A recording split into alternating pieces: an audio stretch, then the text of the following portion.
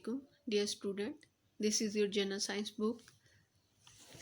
हमने इसका chapter number 1 study किया जिसमें हमने central nervous system, peripheral nervous system, kidney यानी सिस्टम्स के बारे में हमने देखा, एक्सक्रीटरी सिस्टम के बारे में हमने देखा। अब जो हम चैप्टर स्टडी करने जा रहे हैं वो सेल डिवीज़न। अब सेल में हमने देखना है कि सेल डिवीज़न में सेल किस तरीके से डिवाइड होता है। It is a common observation, आम मुशाहिदे की बात है that living things grow and increase in size के जितनी भी जिंदा चीज़ें होती हैं, लिविंग थिंग्स कौन सी होती हैं जो सांस लेती हैं, अपने ग्रोथ करती हैं, अपनी नस्ल को आगे बढ़ाती हैं। It is also observe that of suffering resemble their parents के जितने भी बच्चे होते हैं वो अपने माँ बाप से मिलते जुलते होते हैं। ऑफ सफरिंग की जो टर्मिनोलॉजी है वो बच्चों के लिए इस्तेमाल की जाती है। रिजेंबल का मतलब होता है मिलते जुलते होना, अपने पेरेंट्स से वो मिलते जुलते होते हैं। We have learn and that all living things are made up of cell. हमने ये बात पढ़ी हुई है कि जितनी भी जिंदा चीज़ें होती हैं वो सब की सब किससे मिलकर बनती हैं, सेल से मिलकर बनती हैं। And more cells are needed for growth के लिए बहुत ज़्यादा सेलों की ज़रूरत होती है एंड डेवलपमेंट के लिए भी बहुत ज़्यादा सेलों की ज़रूरत होती है ऑफ लिविंग थिंग्स की। Where do new cells comes from, नए सेल कहाँ से आते हैं? The answer to the question is that, इसका जवाब यह है कि new cells are produced by the cell division of the pre existing cell. Pre existing पहले से मौजूद जो सेल्स होते हैं उन सेल्स की डिवीजन होती है, उनसे नए सेल बनते हैं। अब in this chapter we will discuss the process of the cell division. इस चैप्टर में हम सेल डिवीजन ही के बारे में पढ़ेंगे। Why do offspring resemble their parents, क्या वजह है कि जो बच्चे हैं वो अपने माँ बाप से मिलते जुलते हैं। It is heredity which produce resemblance in the of suffering with their parents. ये हेरिडिटी होती है जो कि जिसकी वजह से जो है एक बच्चा अपने वालिदैन के जैसा पैदा होता है। Heredity and bases of heredity will also be discuss in this chapter. इस चैप्टर में हम हेरिडिटी के बारे में डिटेल से हम देखेंगे। Now let us start the cell division.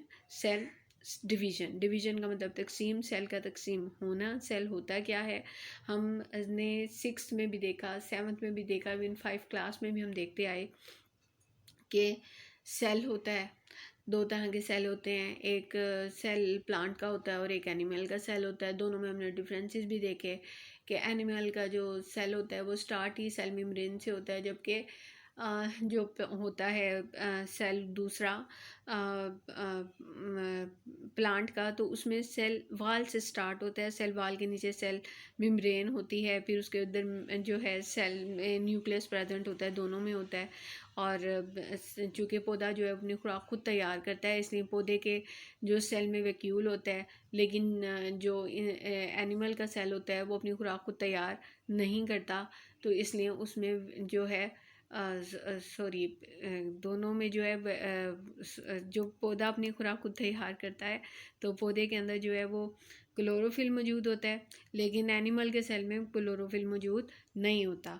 Vacuole दोनों में प्रेजेंट होता है, लेकिन जो है एनिमल सेल होता है उसमें वैक्यूल का साइज़ छोटा होता है, और जो प्लांट सेल होता है उसमें जो वैक्यूल का साइज़ होता है वो बड़ा हो जाता है, जिसकी वजह से जो न्यूक्लियस है वो साइड पर चला जाता है।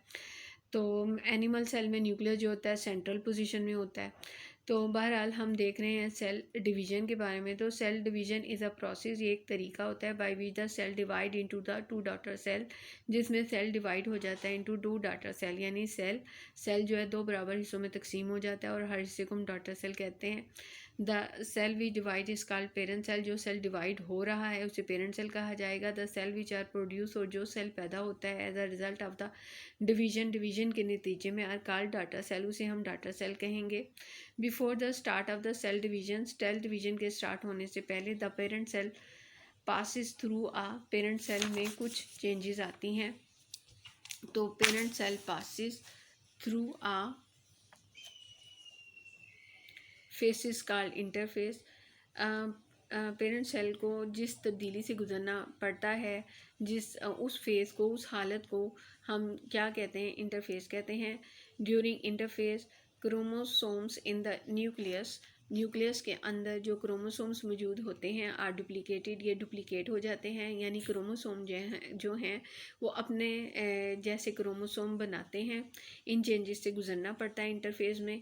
फिर copies of all of the chromosomes are develop, हर क्रोमोसोम की एक नई कॉपी बन जाती है। The process of the cell division involve two phases, cell division के तरीके में दो फेसेस इन्वॉल्व होती हैं। फेसेस कहते हैं हालत, यानी दो हालतें इन्वॉल्व होती हैं। नंबर 1 न्यूक्लियर डिवीजन एंड साइटोकिनाइसिस, एक न्यूक्लियर डिवीजन होती है, दूसरी साइटोकिनाइसिस होती है। Nuclear division is the division of the nucleus, nuclear division के नाम से ही जाहिर हो रहा है कि इसमें न्यूक्लियस ने डिवाइड होना है, which is followed by the cytokinesis. फिर इसके बाद साइटोकिनाइसिस की बारी आती है। Cytokinesis is the division of the cytoplasm.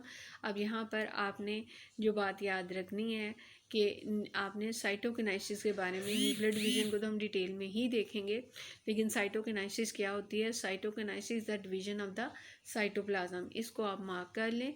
ये आपने शॉर्ट क्वेश्चन के तौर पर आपने जो है, या आप हाइलाइटर पास रखें और उसमें इसको हाईलाइट आप कर लें।